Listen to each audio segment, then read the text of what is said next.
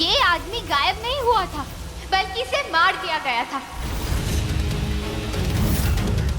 हे कान्हा जी, ये क्या अनर्थ हो रहा है?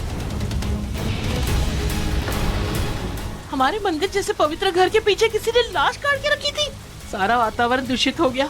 शिव शिव शिव शिव। जब मुझे उस डॉक्टर के बारे में पता चला था ना, तब मैंने देविका से कहा था कि वो जाके उस डॉक्टर से मिले, क्योंकि तब तक मैं भी यही सोच रही थी कि ये भी दामिनी जी के कातिल तक पहुंचना चाहती है।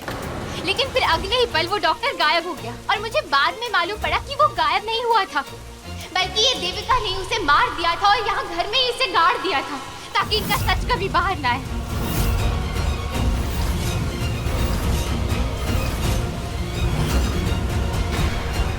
लेकिन नहीं, आज इनका ये दफनाया हुआ सच सबके सामने आकर रहेगा। साहब जी, दामिनी जी कभी भी वापस लौटकर नहीं आई थी, बल्कि ये देविका ही दामिनी जी का मुखौटा पहनकर इस घर में अपना मकसद पूरा करने आई थी। हम सबको धोखा देने के लिए आई थी।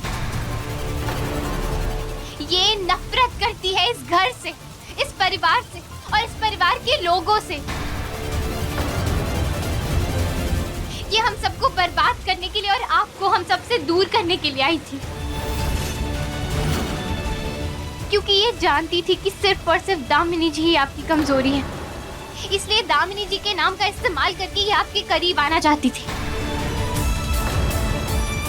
और ये लाश इनके खेल की सबसे अहम कड़ी है, और ये लाश ही ये साबित करके रहेगा कि ये देविका ही कातिल है। और मैंने आज तक इसके बारे में जो कुछ भी कहा था ना, वो सब कुछ सच है।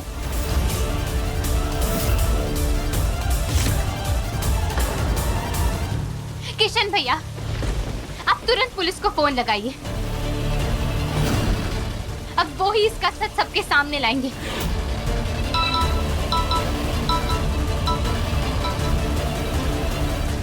एमडी, ये लड़की झूठ बोल रही है। अरे मुझे इस लाश के बारे में कुछ नहीं पता है।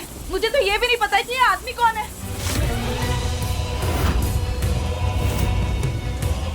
ये आराधना किसके बारे में बात कर रही है? एक्टर, डॉक्टर, ये चल क्या रहा है? मैं तो थी भी नहीं। एमडी, अब मेरी तरफ देखिए, देखिए मुझे। क्या आपको कहीं से भी लगता है कि मैं किसी को मार सकती हूँ, किसी का खून कर सकती हूँ क्या मैं? आप भी अच्छे से जानते हैं कि किसमें इतनी हिम्मत है कि कोई किसी को मार दे। इतने दिन से कौन सबसे झूठ बोल रहा है? कौन है जो सबकी जान के साथ खेल रहा है? मैं या आराधना? अरे ये सब कुछ हमारी शादी तोड़ने के लिए कर रही है। और सबूत क्या है तुम्हारे पास? हाँ, कुछ भी बोलती जा रही हो। कोई भी प्रूफ है तुम्हारे पास? ये बस कुछ भी बोले जा रही है, कोई सबूत नहीं है इसके पास। ये मुझ पे बेबुनियादी इल्जाम लगा रही है। मुझे गलत साबित करने के लिए इसके पास कोई सबूत नहीं है।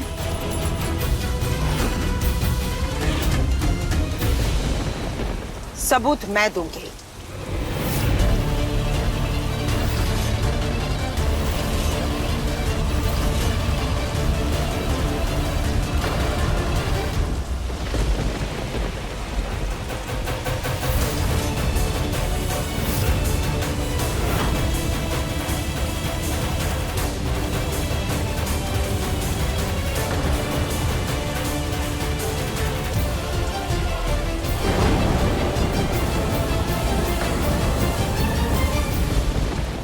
दीदी, क्या सबूत है आपके पास? देविका की हर काली करतूत का सबूत है हमारे पास माधव। वही इकट्ठा करने हम गए थे, क्योंकि हम जानते थे बिना सबूत तुम किसी की बात पर विश्वास नहीं करोगे। हाँ साहब जी, मेनका मैडम ने ही मुझे बताया था कि इस देविका ने लाश को बगीचे में छुपा कर रखा था। हाँ तो बगीचे में लाश मिली है, इसका मतलब ये नहीं है कि उस लाश को मैंने वहां गाड़ा है। बकवास करती हो। एमडी, मेनका दीदी को भी ना आराधना ने अपने झूठ के बुने हुए जाल में फंसा दिया है। अब ये दोनों नहीं चाहती है कि हमारी शादी हो। एंड आई एम श्योर मुझे गलत साबित करने के लिए इन दोनों के पास कोई सबूत नहीं है। सबूत है।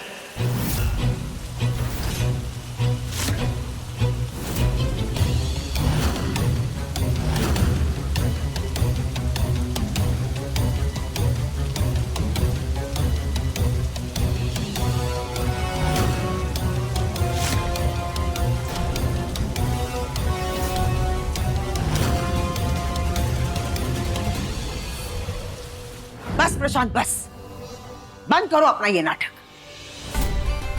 हम मानते हैं कि पिछले सालों से हमारा रिश्ता बिल्कुल वैसा नहीं है जैसा होना चाहिए था, लेकिन हमारे रिश्ते में एक चीज कभी भी नहीं थी, दिखावा।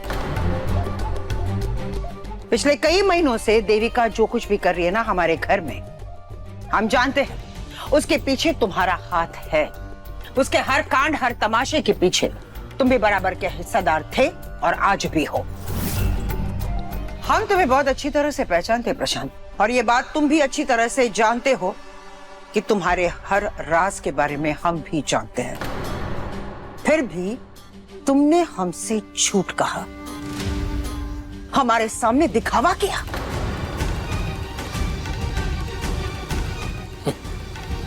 हाँ, किया दिखावा। हाँ, मैं जानता था कि तुम्हें सब कुछ पता चल चुका है और हमारा पर्दाफाश करने के लिए ही तुमने मुझे खाने पे घर पे बुलाया था। मैं तो पहले ही समझ गया था कि जो औरत मुझे दिल तड़प तड़प के मरता हुआ देखना चाहती है, वो अपने हाथ से खाना बना के मुझे खिलाएगी और उसमें जहर नहीं मिलाएगी। हो ही नहीं सकता।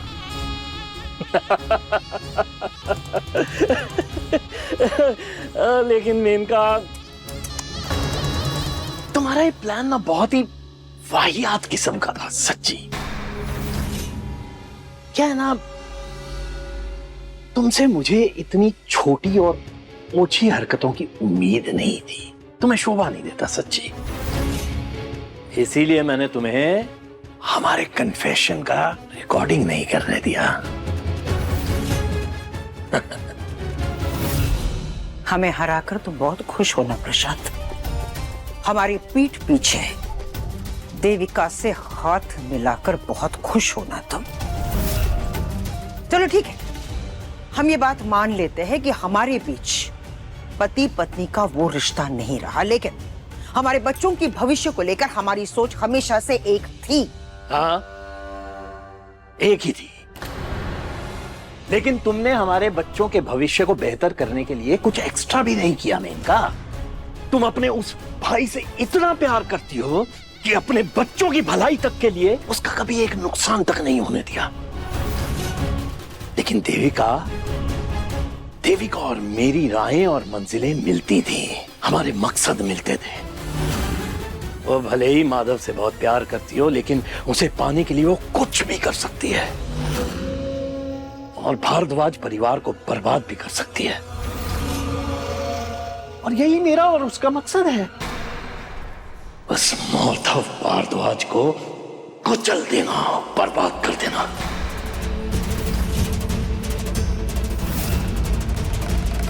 प्रशांत, तुमने एक कहावत तो जरूर सुनी होगी, जब तालाब भरा होता है तो उस तालाब की मछलियां वहां की चींटियों को खा लेती है, लेकिन जब तालाब सूख जाता है तो वही चींटियां उन मछलियों को खा जाती है। हम तुम्हारे और देविका की तरह बददिमाग हरकतें नहीं करते। शिकार सिर्फ और सिर्फ हम करते हैं, क्योंकि सही वक्त देखकर हम सही वार करते हैं। सीना चौड़ा करके गए थे ना उस देविका के पास, बदले में क्या मिला? हाँ, हम तुमसे पूछ रहे हैं, ठेंगा?